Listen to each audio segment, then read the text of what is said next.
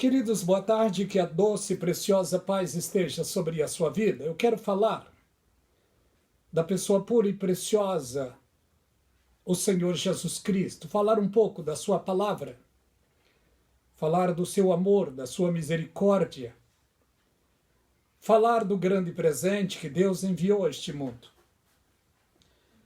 Todos nós sabemos que Jesus Cristo veio a este mundo com vários objetivos, vários. Mas eu quero dizer o maior dos objetivos foi resgatar o ser humano que estava perdido através do pecado de Adão. A Bíblia diz que todos pecaram e separados estão da glória de Deus. Todos os seres humanos já nascem com o vírus do pecado. Sabemos de uma coisa: Deus criou o primeiro casal e colocou no jardim do Éden. E o primeiro homem, Adão, era perfeito, puro diante de Deus. Mas Satanás, com sua sagacidade, conseguiu derrotá-lo, destruí-lo, a sua vida moral diante de Deus. E Deus, então, faz uma promessa para eles. Gênesis 3:15. E ali nós vemos que Deus fez uma promessa que iria enviar porque ele disse: da semente da mulher nascerá um qual pisará na cabeça da serpente. A serpente é uma representação do diabo, que é sagaz e astuto. Em toda a Bíblia, Deus chama os seres humanos a vir ao arrependimento. Vemos pela palavra de Deus que no Velho Testamento, no primeiro casal, Deus instituiu eles, delegou a eles tarefas e deu apenas uma palavra doutrinária que era para eles observarem. E a palavra, todos nós sabemos, que não era para comer do fruto da árvore do bem e do mal. E é exatamente isso que eles fizeram. Satanás o enganou e fez eles tropeçarem e pecarem. Adão, sem saber, depois do seu pecado, ele deu legalidade do mundo todo para Satanás. Por isso a Bíblia diz: o mundo jaz no maligno. A Bíblia também diz: não ameis o mundo, nem o que no mundo há. Se alguém ama o mundo, o amor do Pai não está nele. Nós hoje, servos e servas de Deus, temos 3 inimigos que devemos vencer: os demônios, o mundo e a nossa natureza. O maior desses inimigos, creio, que é a nossa natureza. Quantas vezes eu e você nos pegamos, parece que em um ringue, lutando contra a nossa própria natureza. Mas graças a Deus, a Bíblia diz que maior é o que está conosco do que o que está no mundo. Mas para hoje, servirmos a Deus, sabemos que não foi muito fácil. Jesus Cristo, quando estava neste mundo, ele assumiu a condição de servo, de homem, pecador. E a Bíblia diz que ele, sendo Deus, não teve por usurpação de ser igual a Deus. Antes ele se humilhou até a morte, morte de cruz. Jesus Cristo veio a este mundo e se revelou como um cordeiro mudo. João Batista já profetizou sobre o que iria acontecer na vida dele. João disse: eis aí o Cordeiro de Deus que tira o pecado do mundo. Jesus Cristo, através do seu sacrifício, ele aniquilou o poder do pecado. O mais puro e perfeito sacrifício Jesus Cristo ofereceu na cruz em favor dos seres humanos, porque está escrito na palavra que Deus amou o mundo de tal maneira que deu o seu Filho único para que todo aquele que nele creia não pereça, mas tenha a vida eterna. Vemos no livro de Gênesis a promessa de Deus ali, Gênesis 3:15. Vemos também o que o profeta messiânico, o profeta Isaías, profetizou. Lá no livro de Isaías 9:6. O menino nos nasceu, um filho se nos deu, o principado está sobre os seus ombros. E o seu nome será maravilhoso, Conselheiro, Deus forte, Pai da eternidade e Príncipe da paz. Jesus Cristo, precioso Príncipe da paz. Não houve nenhum ser humano no mundo mais amável, querido, simples e puro como o Senhor Jesus Cristo. Amável, claro, querido nem tanto, porque ele foi perseguido e foi perseguido até a morte.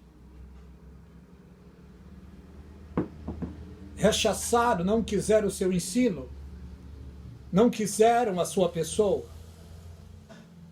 Ele foi perseguido pelos seus irmãos, judeus e romanos unidos, mataram Jesus Cristo.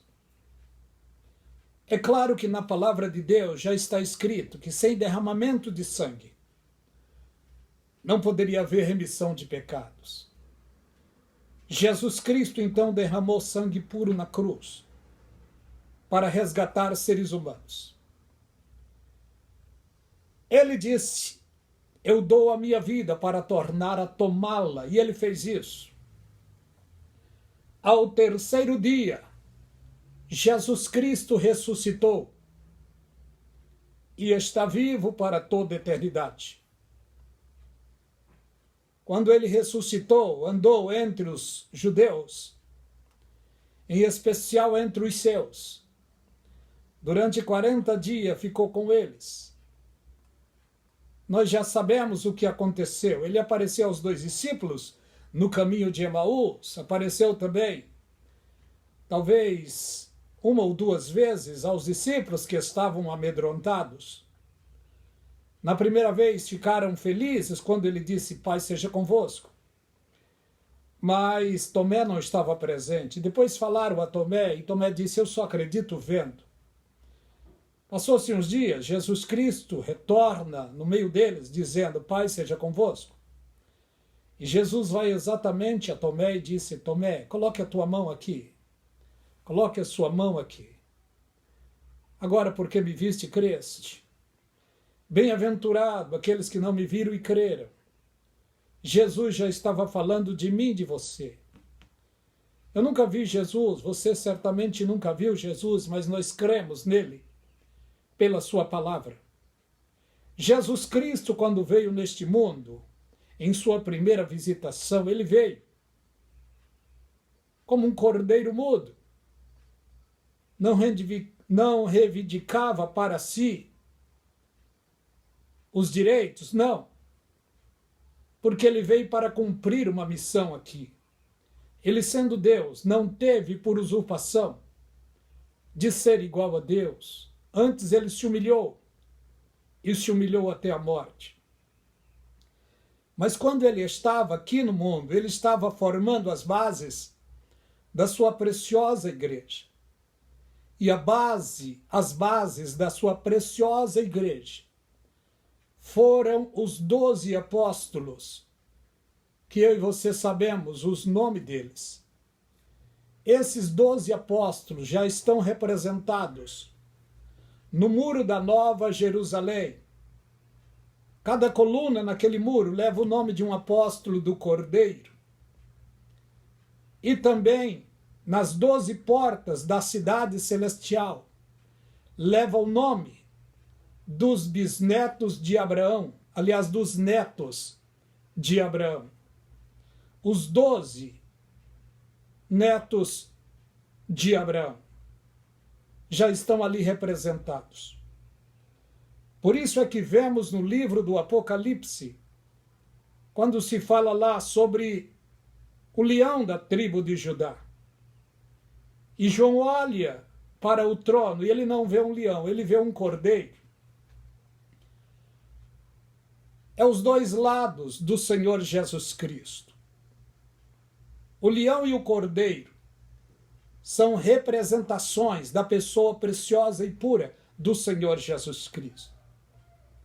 O cordeiro tipifica o Senhor Jesus em sua primeira vinda. Em sua primeira vinda, falaram mal dele, cuspiram nele, chicotearam, disseram contra ele palavras de baixo calão, e ele calmo, sereno e tranquilo. Até colocarem uma coroa de espinho em sua cabeça. E pegaram o manto e colocaram sobre eles e debochavam dele.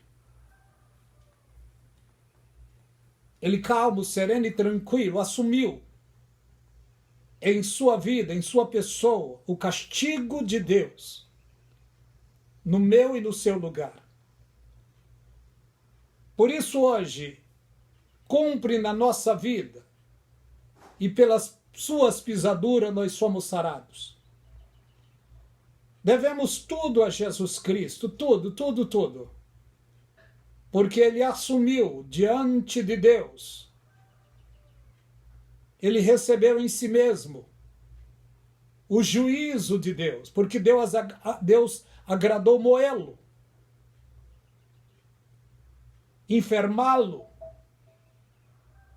Por isso é que a Bíblia diz: o castigo que nos traz a paz estava sobre ele, e sobre as suas pisaduras nós somos sarados. Em sua primeira vinda, nasceu em Belém da Judeia, cresceu entre os judeus, um judeu nato. Deu exemplo para os judeus, cumpriu a lei que eles não poderiam cumprir. Jesus Cristo cumpriu. Jesus Cristo, no seu tempo, ele estava ainda debaixo da lei no Velho Testamento. Viveu 30 anos praticamente, observando a Torá, observando a lei. Quando ele completa 30 anos, praticamente, ele assume o seu ministério, o ministério da pregação, do socorro, da cura, da libertação, dos milagres, dos prodígios. Jesus é perfeito. E os seus milagres, os seus sinais são perfeitos. A sua palavra é perfeita. As suas ações, o seu comportamento é perfeito. Foi e é perfeito. Mas mesmo assim, rechaçaram, não quiseram ele. Perseguir, colocar uma cruz pesada em seus ombros, uma coroa de espinho em sua cabeça. E conduzir debaixo de chicotes até o monte,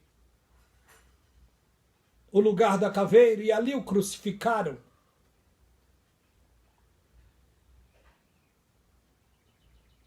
Quando ele estava na cruz, dois salteador, um à direita e outro à esquerda.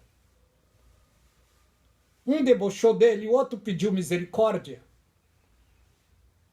E para aquele que pediu misericórdia, ele não orou, não cultuou, não ofertou, não dizimou. Nem sabia orar direito. Ele só disse isso: Senhor, lembra-te de mim quando entrar no teu reino. E Jesus Cristo logo respondeu: hoje mesmo estarás comigo no paraíso.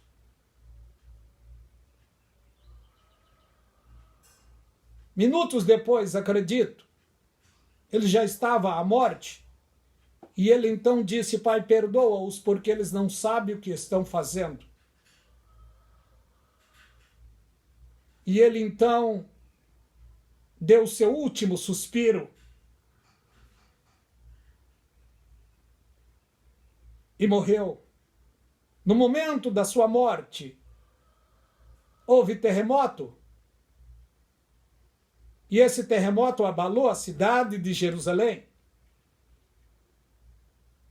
A Bíblia diz que o véu do templo, onde guardava-se a arca, os tesouros da adoração judaica, o véu do templo se rasgou de alto a baixo. Nesse exato momento, estava se abrindo a porta da graça, um tempo gracioso. Jesus Cristo abriu o tempo da graça, a porta da graça, através da sua ressurreição.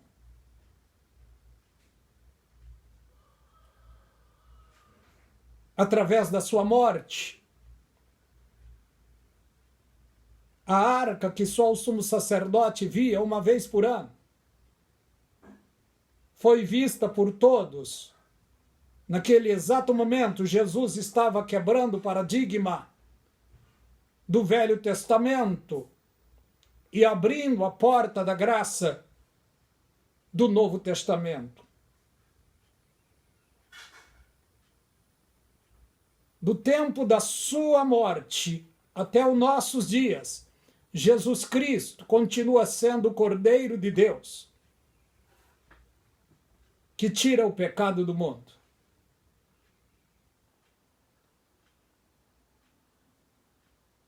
Nós estamos já no tempo final. E já está reservado o juízo de Deus para aqueles que não aceitaram a Jesus Cristo. Porque João escreveu o Evangelho de Jesus Cristo segundo escreveu João, capítulo 3 e o verso 16.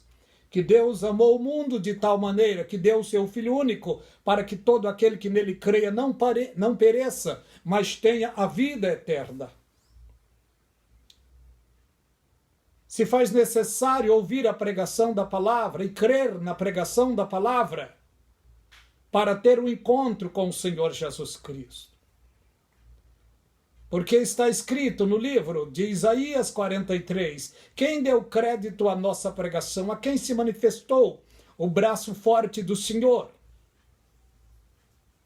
É necessário pregarmos a palavra, é necessário que alguém creia na palavra pregada, é necessário que através da palavra pregada alguém reconheça que é pecador e aceite a Jesus Cristo na sua vida. Para que se cumpra o que está escrito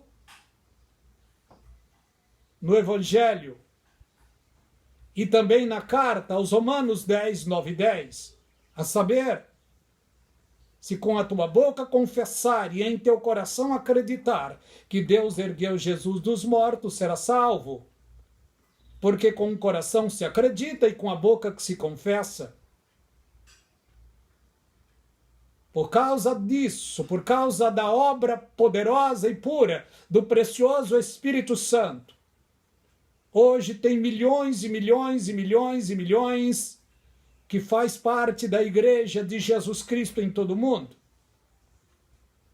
Todos esses milhões ouviram a pregação da palavra, ouviram falar da pessoa preciosa e pura e do seu perdão, que é o Senhor Jesus Cristo.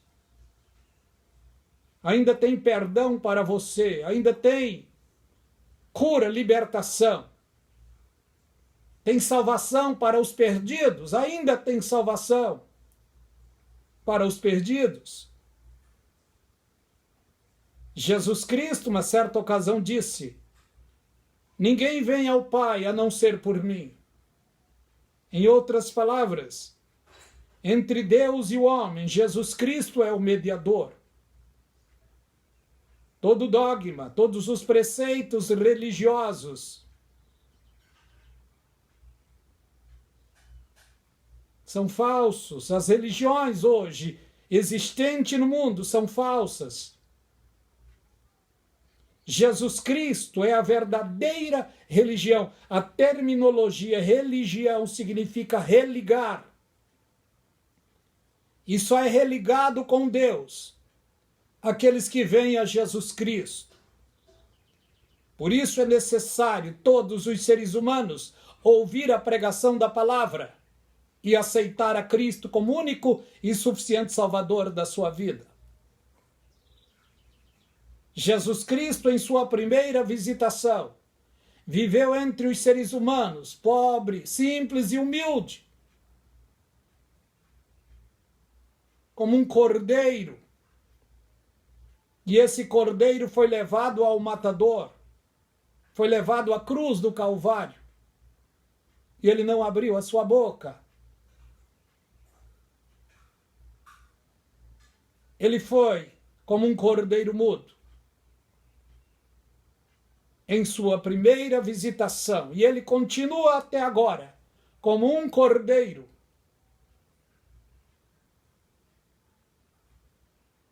Mas na sua segunda visitação ele virá não mais como um cordeiro, mas como um leão.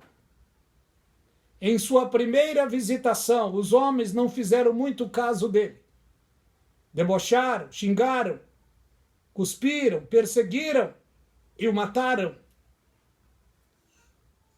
Em sua segunda visitação, em sua segunda vinda,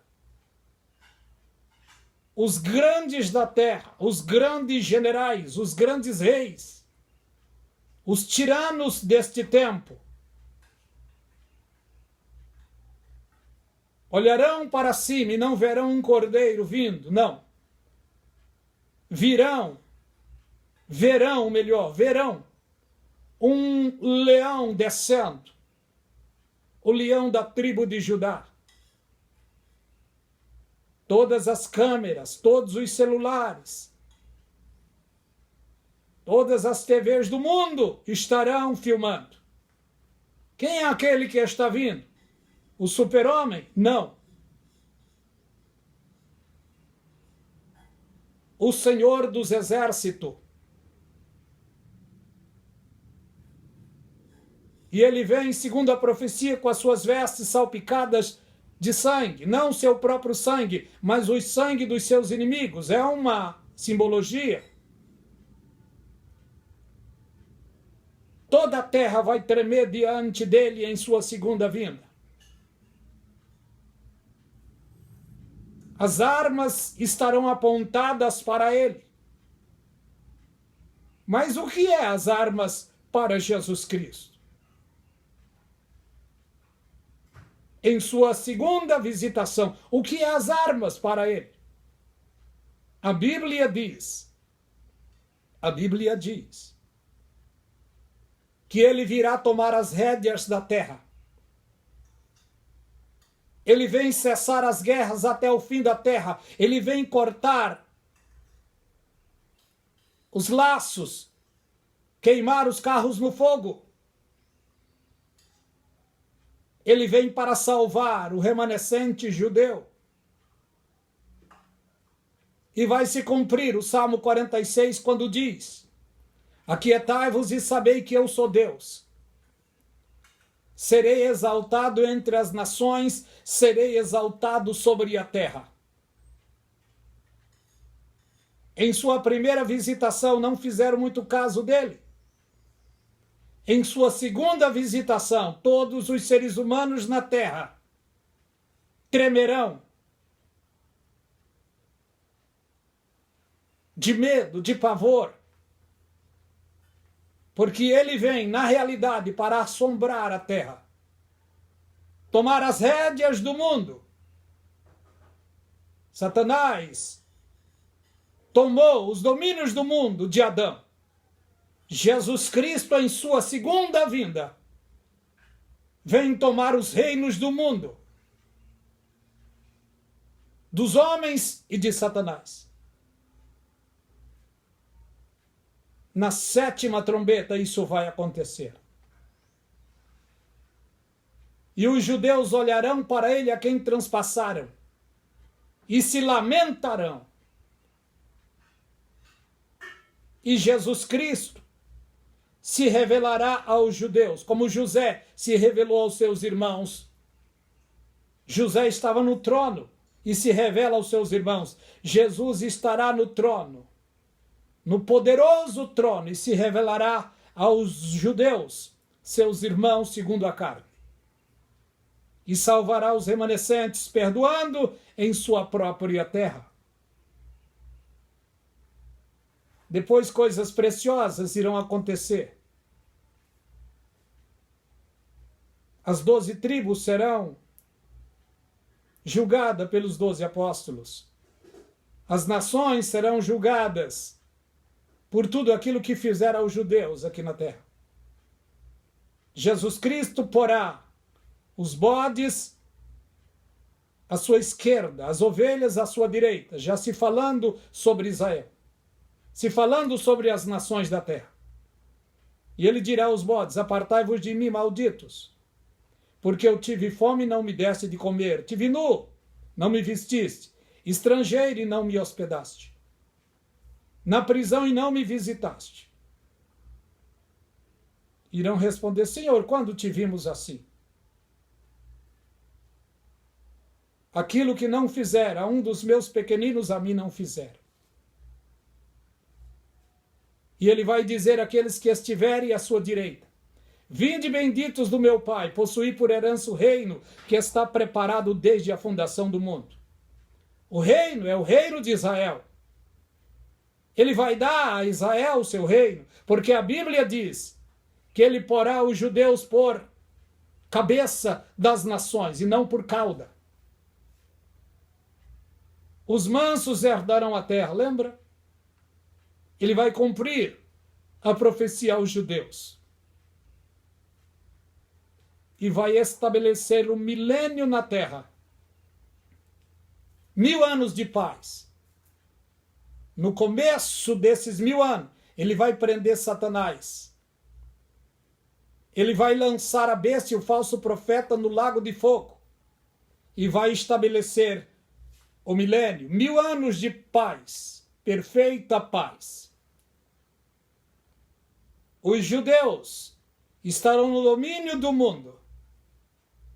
As nações que visitarão os judeus, diz a Bíblia, que muitos vão abraçar os judeus, dizendo: queremos ficar convosco, porque Deus está convosco. Queridos, é apenas uma pequena meditação. Eu gosto de falar a palavra de Deus. Graça e paz da parte de Deus e da do Senhor Jesus seja sobre vocês, sobre toda a sua família. Que Deus vos abençoe ricamente.